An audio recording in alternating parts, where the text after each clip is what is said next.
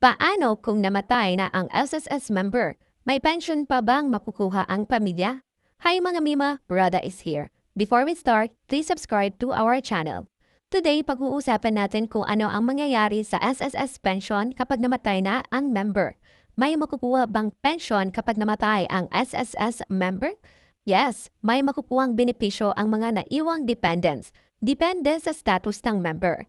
So kapag namatay ang member bago mag-retire o hindi pa siya umabot ng 60 o 65 years old at namatay na, kung may 36 monthly contributions o higit pa, may monthly survivor pensions ang beneficiaries.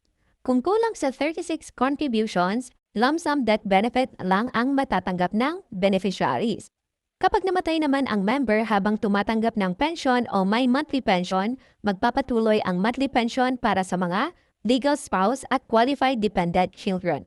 Tinatawag itong survivor's pension. So, sino ang qualified beneficiaries? So, primary beneficiaries, legal spouse, hanggat hindi pa nag-aasawa ulit. So, kayo mga Mima, kapag nag-asawa kayo, malalaman agad yan ng SSS kasi nagtatanong sila or nagfa-follow up sa barangay. Dependent children naman ay illegitimate, legitimate, or legally adopted below 21 years old. So, secondary beneficiaries, kung walang primary, pwedeng parents, or yung person na designated by the member. So, meron tayong type of benefits sa survivor pension. Yun yung monthly pension para sa mga asawa at anak based sa pension ng namatay na member. Ang pangalawa is lump sum death benefit, one-time cash benefit lang para sa kulam na contributions. Yun yung last 36 months of contribution. So, paano ba mag-apply or how to claim? So, pwede tayong mag-apply sa SSS branch or sa SSS online account.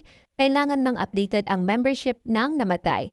Ano mga kailangan ng documents? Death certificate, marriage certificate kung ang spouse ang mag-claim, birth certificate ng anak, new made or valid IDs, and then bank account details. So, gaano ba katagal ang processing? So, usually 1 to 2 months. So, hindi nasasayang ang contribution natin sa SSS, may benepisyo pa rin ang pamilya natin kahit pumanaw na ang member. Kailangan lang alam mo kung paano ito i-claim.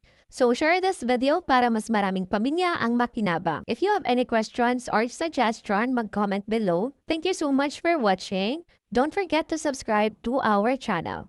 This is Rhoda. See you on our next video.